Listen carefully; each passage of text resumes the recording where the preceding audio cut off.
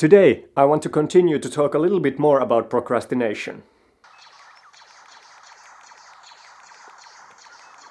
And I will start in a minute, I swear.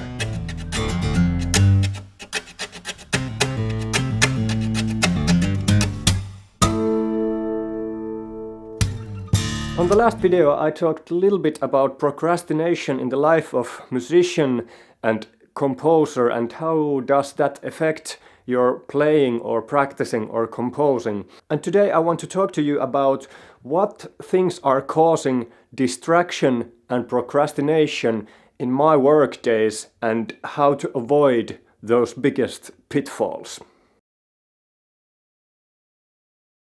Smartphones are a really interesting thing. Let's face it, modern world is superb and making music is easier than ever. All you basically need is a smartphone. You can record an album with your smartphone. And sharing your music also is easier than ever. It's so great opportunity to be able to get connected with the world so efficiently. But there is also some major distractors that comes with the smartphone. Having at least 3 different social media apps, couple news apps, maybe some games, internet, makes it so tempting and easy to spend the whole day just browsing through your phone. And in my life, I most of the times find myself just browsing through the phone and not actually reading or watching anything, just going crazy. So here's a couple of tips that I use with my iPhone to get rid of distractions. When I need to focus hard and get really productive and I need to go into the state of mind and work mode that I call deep cognitive work mode, I put my phone and also the laptop into do not disturb mode. In that way, only critical calls will come through and all the notifications and sounds are switched off. In that way, my mind doesn't wander off every time I hear a bling sound or I see my phone's display going on. I also either leave my phone to another room or I tend to put it somewhere that I don't see it. In that way, I don't get that urge to check my phone like every 10 seconds. It's crazy, at least in my life, how my mind has already adapted to a thought and habit that every time I see my phone lying in the table or in the couch or wherever, I have to check it and see what is going on in there. This is a bit tricky during these days when we are locked into our homes and we are supposed to work from our homes. And if you are working at home, there are some major temptations that are calling you to procrastinate. And for me, they are TV, gaming consoles, and couch. I can easily lose my workday lying on the couch, playing video games or watching movies from the TV. And that's fine on some days, but if you are feeling bad about it and you feel more stressed about having that luxury time in your couch, then there's something wrong. Here's a couple of tips that might help you. Have a dedicated space for your work. It can be either an office room or studio at your apartment like I have, or then try to separate a dedicated working area or workspace in your living room or in your bedroom.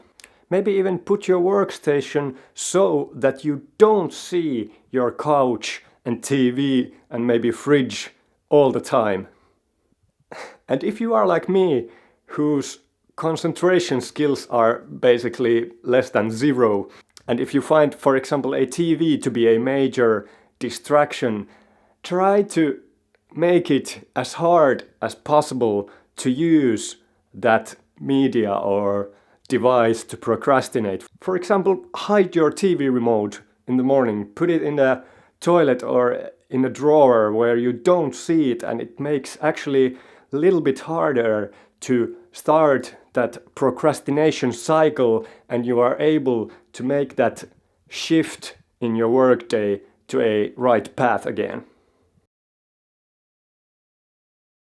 Last thing that I want to talk about is the internet, which is really tricky subject, at least in my case of procrastinating, because I have to use internet basically all the time to work and share my work and be able to communicate with other persons working with me. But internet can be such a major distraction, because you get that urge, for example, to check your emails every time you open the browser, or if you need to study something or find new information, and you end up in a YouTube, because YouTube is actually now the second largest search engine in the world. And when you are in YouTube, you just find yourself looking all the videos that the algorithm is pushing into your face. And that just takes some willpower to be able to focus on the task at hand. And maybe what I usually do in that situation is that I just take the links from the video, put them somewhere safe, and come back to those videos when I have actually time, dedicated time to watch those videos. One tip would be also to hide your internet browser from your desktop so that you don't watch that icon every time you are in your computer's desktop.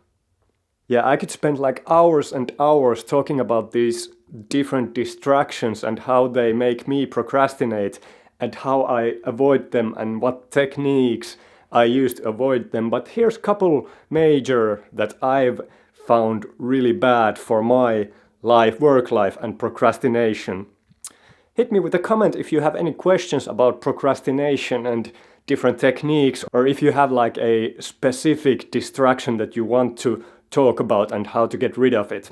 Thanks for watching again, hit that like button, subscribe, and see you on the next video.